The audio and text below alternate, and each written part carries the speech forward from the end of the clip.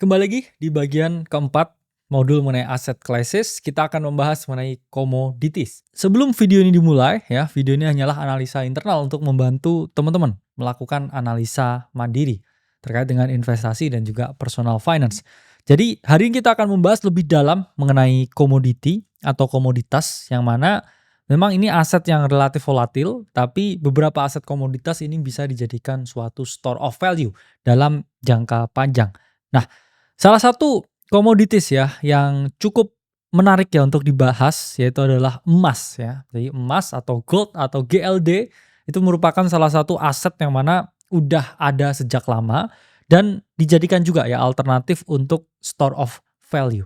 Oke. Jadi memang emas dari dulu ya, sejak ribuan tahun yang lalu itu memang simbol kekayaan. Di dunia modern ini pun juga tetap ya untuk jadi perhiasan dan bahan ya untuk beberapa alat ya teknologi untuk perkabelan dan lain sebagainya.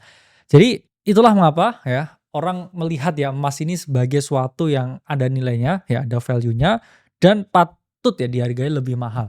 Plus kalau kita ngomong dulu ya ada yang namanya standar emas di mana suatu negara itu kalau mereka mau mencetak uang dalam jumlah tertentu, mereka harus memiliki emas ya sebanyak jumlah tertentu. Kalau kita ngomong mengapa sih bilioner ya para miliarder itu tetap memilih emas ya. Pertama, itu adalah lindungan dari gejolak ekonomi. Kita ngomong kalau keadaan ekonomi ya sedikit relatif memburuk, orang-orang itu akan mengalihkan ya pembelian mereka ke emas. Dan kalau kita lihat juga ya, Ray Dalio, oke, yang mana beliau ini adalah pendiri ya dari Bridgewater Associates, ini mengalokasikan loh teman-teman gede banget, 7,5% portofolionya ya senilai 400 juta USD di Q2 2020 yaitu sebelum emas ya waktu itu harganya masih seperti ini ya. Sebelum emas mengalami yang namanya rally seperti saat ini.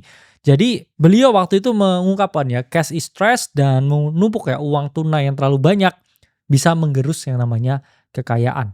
Selanjutnya, kita juga tahu juga ya, emas ini juga merupakan salah satu aset ya untuk diversifikasi ya portofolio. Dan ini ya, survei dari State Street Global Advisor menunjukkan di tahun 2023 ya, 38% teman-teman, hampir 40% sekarang pasti lebih investor kaya ya, yang mana kekayaannya lebih dari 250.000. Ini memiliki yang namanya emas. Jadi banyak sekali orang-orang kaya dengan kekayaan lebih dari 3 miliar ya di dunia ini. 38%-nya ya kalau sekarang pasti udah lebih dari 40% ini memiliki yang namanya emas atau gold. Dan selanjutnya ya, dari segi likuiditas, memang emas ini likuiditasnya tinggi. Nggak seperti properti yang sulit dijual, emas ini cukup liquid dan bisa dijual di pasar global ya, kapanpun dan juga dimanapun. Plus ya dia ini merupakan aset berwujud yang relatif stabil. Apa artinya? Ya kalau kita ngomong ya kita udah memiliki exposure ke saham, exposure ke kripto, yang mana itu kan sifatnya bentuknya digital ya, rekening di bank. Nggak ada salahnya ya untuk memiliki yang namanya gold bar in case ya terjadi suatu perang atau keadaan dunia yang mana tidak sesuai ya dengan kendali kita, emas ini tetap ada dan tetap bisa dipakai dalam keadaan apapun. Kita akan melihat ya siklus harga dari berbagai komoditas tersebut karena setiap kali ya ada siklus ekonomi tertentu, harga dari berbagai komoditas tersebut ini akan bergejolak. Pertama ya, ketika inflasi itu tinggi ya atau harga barang-barang yaitu mengalami kenaikan karena kita ngomong ya jumlah uang yang beredar ini terlalu banyak, emas ini cenderung mengalami kenaikan ya. Emas ini dilihat ya sebagai suatu alat pelindung dari inflasi, daya tariknya. Karena di sini ya saat krisis ekonomi 2008-2009, emas justru returnnya oke ya, returnnya sampai 20%. Yang mana permintaan emas ya melonjak saat krisis ekonomi di 2008-2009. Nah, sama juga seperti aset yang lain ketika interest rate itu mengalami kenaikan, ya orang akan mengalihkan ya investasi mereka dari emas ya ke sesuatu yang memiliki suku bunga ya atau tingkat bunga yang relatif tinggi. Dan sama juga ya ketika suku bunga itu rendah ya, cheap capital flow out there, ya ini orang akan mengalokasikan ke emas karena mereka merasa bahwa emas ini returnnya atau tingkat pengembaliannya ini jauh lebih tinggi.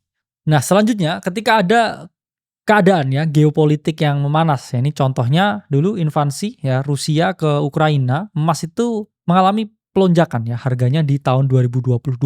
Ini menunjukkan ya setiap kali ada keadaan geopolitik yang memanas ya tensinya ini tinggi, emas ini bisa dijadikan pilihan ya atau solusi ketika keadaan ini tidak menentu. Dan kita juga akan membahas ya emas ini sebagai suatu alat lindung. Oke.